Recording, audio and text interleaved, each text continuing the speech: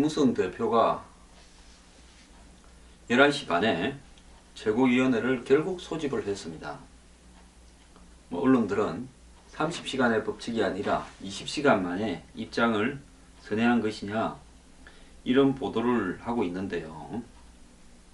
실제 김무성 대표가 입장을 선회해서 이렇게 한 것이냐, 안 그러면 최고위원회를 여는 것조차도 거부하게 되면 본인이 이 대표 권한 대행이나 비대위에 대한 비밀을 주게 되기 때문에 그런 비밀을 갖다가 주는 것을 막기 위해서 한 것이냐는 아직 좀 더 지켜봐야 될 것 같은데요.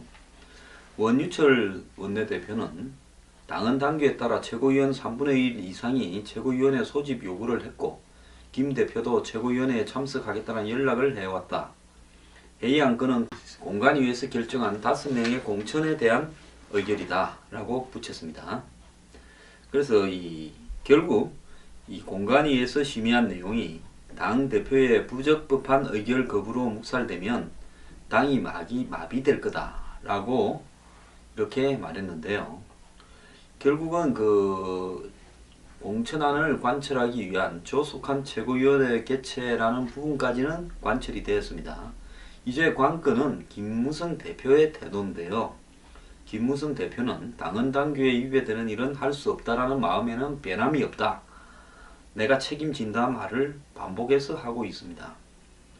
자, 이제 최고위원회에서 그 5명을 공천하느냐 마느냐라고 가지고 논란이 벌어지다가 김무성 대표가 공천을 하지 않으면 여러 가지로 복잡한 일이 시작될 것 같은데요. 이 문제를 어떻게 수습할지 기추가 주목됩니다. 만약 오늘 김무성 대표가 굴복을 한다면 김무성 대표는 한마디로 박근혜 대통령과 친박의 공천 전횡을 갖다가 국민들 앞에 낱낱이 까발려서 총선이야 이기든 지든 본인이 이번 공천에 대해서 끝까지 반대하려고 할 수 있는 노력은 다 했고 보이콧 시도도 했다 라는 유승민과 유사한 순교자 코스프레와 더불어서 대선 후보로서 자기 입장을 다지기 위함, 그리고 더 나아가서 총선 이후의 면피용, 이런 부분으로 이 쇼를 한 거고요. 만약에 공천 2개가 이재호, 유승민 둘을 안 살린다면 보이콧 하겠다고 하면 결국은 김무성 대표 또한 자신의 대선 가도에 아군을 확보하기 위해서 결국 대표직을 이용해서 일개 대표도 최고위원 중에 한 명입니다. 결의가 되면 대표는 형식적으로 도장을 찍는 그런 위치에 있을 뿐이에요. 대표가 마음대로 결정하는 게 아닙니다. 새누리당에. 당의 공관위에서 결정하고 최고위원회에서 심의하고 최고위원회에서 과반수로 의결되면 대표는 찍으라면 찍어야 되는데 대표가 그 찍는 절차적인 형식적 권한을 이용해서 공당의 공천을 마비시킨 책임은 매우 크기 때문에 대표직을 물러나야 된다고 저는 보고 있습니다. 그렇지 않고 오늘 끝까지 만약에 거부한다 그러면 새누리당은요 5명 등록을 포기하더라도 김무성 대표를 업무방해죄로 고소하고 법적인 대응을 하고, 그 다음에 해당 후보 5명은 이 선거 절차 중단 가처분 신청을 법원에 내어서 우리 5명은 당에서 우리의 잘못과 관계없이 공천이 되었음에도 불구하고 당에서 대표가 사심을 가지고 우리 공천을 막았기 때문에 우리에 대한 등록은 일주일쯤 연기해 달라든지 그 가처분 신청을 내고요. 그리고 새누리당은 비대위원회를 전국 상임위원회를 열어서 의결하고 비대위를 꾸리는 절차로 가야 되고, 이 전 대표가 후임 비대위원장을 임명하든 안 하든 그런 부분들은 다른 어떤 또 당헌 당규를 이용해서 돌파를 해야 된다고 생각합니다. 그러지 않고요. 또 적당히 해서 마무리 짓고 적당히 하는 부분이라면 저는 새누리당은 근본적인 쇄신 의지가 없다고 생각하겠습니다. 그리고 이 방송을 보는 시청자들도요. 이번 총선에서 새누리당을 찍을지 심각한 고민을 해봐 주십시오. 미래경영연구소에서 회원을 모집합니다. 미래경영연구소 회원은 황장수의 뉴스브리핑, 출판, 강연 등 모든 사회를 개혁하기 위한 활동을 저와 함께 하게 될 것입니다. 세상이 보다 나아지길 원하신다면 미래경영연구소 회원에 가입해 주시기 바랍니다. 죽어도 회원 가입을 해야 되겠다고 생각하십니다. 안 하면 병들겠다고 생각하십니다. 23일부터 회원 가입이 시작됩니다.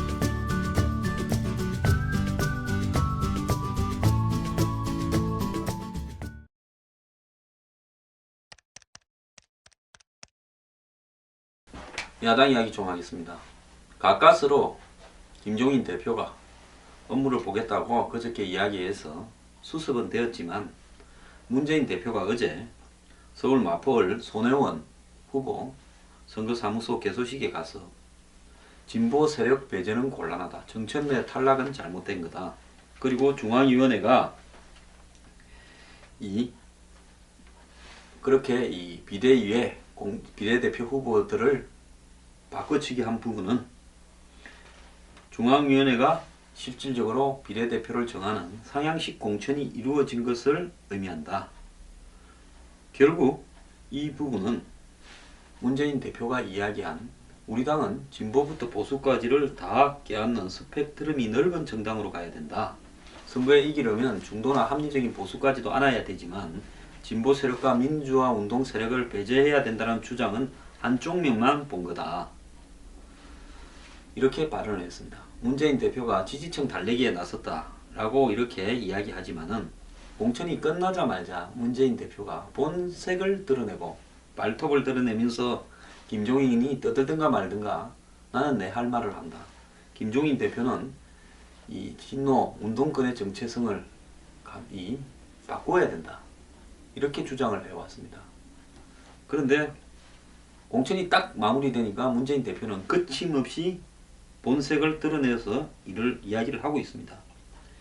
자, 정책내 탈락에 대해서도 우리 당 공천이 부분적으로 잘못된 점이 있어서 지지자들이 실망하고 분노하는 일이 있었다. 정책내 의원이 공천에서 배제되는 일도 그렇다.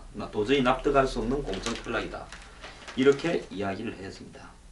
그리고 문재인 후보는 요즘 울산, 인천 등 야권 후보 단일한 지역을 직접 찾아가거나 언급을 하면서 새누리당과 1대1 구도가 되어야 된다 하면서 단일화의 전도사이냐 이야기를 하고 다니고 있습니다. 자, 김종인 대표는 정의당조차도 정체성이 달라서 정의당과의 연대를 깨버렸습니다. 그냥 각자 가자 이랬는데 문 전 대표는 통진당 출신 인사를 야권 단일 후보로 인정을 한 겁니다. 그건 뭐냐 하면 울산 북구에 출마한 더민주 이상은 후보가 무소속 윤종호 후보에게 후보직을 양보하는 자리에 등장해서 손을 들어줬는데 이 윤종호 후보는 옛날에 통진당 출신이라는 겁니다. 자, 지금 김종인은 단일화 반대, 그리고 문재인은 단일화를 적극적으로 장려하고 다닙니다. 여기에 이제 본격적으로 진노들이 나서고 있습니다. 문성근 의원이 연일 민주당 후보 지지를 갖다가 호소하면서 지원에 나서고 있는데요. 자기가 지원하는 후보 20명을 거론하거나 직접 방문 지원도 했답니다. 어제는 트위터에 노원병 민주당 후보를 소개하며 이 사람을 굉장히 잘한다. 근데 여기가 노원병이 안철수 의원 지역입니다. 즉 안철수 의원을 겨냥을 해서 그런 발언을 했겠죠. 자, 그러면서 지금 진노의 치어리더격인 인물들이 이제는 김종인을 의식하지 않고 마음대로 떠들고 있습니다. 한편 이 와중에 김종인 대표의 역할은 호남을 추스리고 경제를 이야기해서 박근혜 정권의 경제 실정을 비판하는 쪽에 집중하고 있습니다. 그리고 주말에는 이번에 이 김종인 대표 사퇴 파문으로 여론이 나빠진 호남을 방문해서 광주 정남을 방문해서 여론을 갖다가 수습하려고 하는데요. 어쨌든 더민주당의 비례대표의 파동은 김종인이라는 바지 사장 뒤에 숨어있는 문재인과 친노 핵심들의 실체를 드러내므로써 호남의 지지가 처음에 분당 이후 국민의당으로 향했다가 김종인 취임 이후 다시 민주당으로 와서 완전히 기울었는데 최근에 다시 국민의당 지지율이 조금씩 올라가고 있는데 그 바탕은 호남 지지가 이동하는 부분이다라고 이야기가 되고 있습니다. 그래서 호남의 지지 기반이 흔들거리니까 지금 후보들이 생각보다 심각하다고 아우성을 치고 있습니다. 송갑석 광주 서구갑 더민주 후보는 당이 현지 분위기를 아는지 의심스럽다. 그는 후보 확정되고 자체 조사를 3번 했는데 당 지지도가 요지부동이다. 특히 투표율이 높은 50대 이상의 이반 현상이 심하다. 돌파구가 절실한데 비례공천 파동이 생겼다. 깜깜하다. 선거하지 말란 말인지라고 입을 닫았답니다. 또 다른 호남의 한 공천자는 비대위원들이 김종인 대표가 아니라 당원과 지지자들의 석고 대제를 해야 한다. 이렇게 보고 있는데요. 타협안으로 결국 봉합은 이루어졌지만 김종인 대표가 이번 공천을 하고 또 그 과정에서 중앙위원회가 14번으로 끌어내리고 그리고 결국은 2번 받으면서 만족하고 비례대표는 운동권 문재인 대표 뜻대로 되고 이런 모습을 보면서 결국은 이 당에서 실체는 친노고 문재인이다라는 부분이 확인이 된 거다. 사실 국민의당이 갈라서고 분단이 생긴 원인은 친노의 패권을 이 호남이 반대하고 그 부분을 청산하지 못하기 때문에 차라리 안철수를 지지하겠다. 떨어져 나와라. 이래 된 거 아니겠습니까? 안 그랬으면 절대 당이 안 됐죠. 그래서 건노가 박지원 다 그 당에 있는 겁니다. 그분들이 뭐 호남의 이 분위기를 이런 데는 귀신 아닙니까? 그런데도 불구하고 지금 이번에 이 김종인 파동에서 결국은 더민주당이 가장 크게 잃은 것은 김종인 길을 들이는 데는 성공했습니다. 사실상 2번 하나 받고 자기가 2명 정하고 허수아비가 되어버렸습니다. 텔레비에 나오는 모습을 봐도 힘이 빠져 보입니다. 제만 그렇게 생각하는 게 아니라 많은 사람들이 느낌이 그래 되어버린 겁니다. 그런데 주인이 결국 문재인이다. 친노가 여전히 좌지우지하고 있다. 이 부분을 호남이 다 알아버렸다는 게 답이 없다는 겁니다. 한편 김종인 대표는 당 잔류 기자회견에서 국민의 정체성에 당이 접근하는 모습을 보여야 되는데 우리 당은 구습에서 못 벗어나고 있고 총선이 끝나고 대선이 곧 시작될 건데 일부 세력의 정체성 문제를 해결하지 않으면 수권 정당이 되기 어렵다 이야기했고요. 이분이 데려간 하나 정권 사장을 했던 주진영 총선 공약단 부단장이라는 김종인 측근이 있습니다. 이 사람이 페이스북에 글을 올렸는데요. 더민주는 호남 지지 세력과 비영남 운동권 노삼으로 대표되는 진보 네티즌이 연대한 정당이다.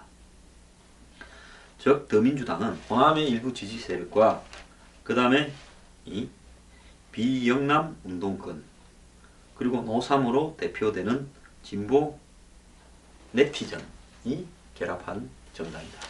이렇게 규정을 했습니다. 즉 더민주 지지 기반을 호남 운동권 친노 연합체로 규정을 했다는 겁니다. 그는 당에 와서 보니 이기려는 기벽과 결기는 안 보이고 투표하면 40%는 얻고 국회의원 100석은 할 테니 한자리 차지에 즐기고 선배들에게 잘 보이면 된다는 기족 운동권이다. 김 대표와 운동권은 여전히 5월 동주 불안한 동거다. 김 대표와 그의 측근 세력은 앞으로 바꿔야 할 당의 정체성으로 운동권 풍토를 들었지만은 쉽지 않을 거다 이래 보고 있습니다. 당장 20대 총선에 공천된 후보들 몇몇만 봐도요. 운동권 출신 이 수도권을 중심으로 다수를 형성하고 전대업을 중심으로 한 총학생 회장 출신만 20명이라는 겁니다. 이인영, 우상호, 서영교, 김태년, 박용건, 기동민, 허동준, 천준호, 강병원, 박용진 이렇다는 겁니다. 그래서 결국은 운동권 출신들이 당을 핵심에 있다는 겁니다. 더민주당의 본질은 바뀌지 않고 있습니다.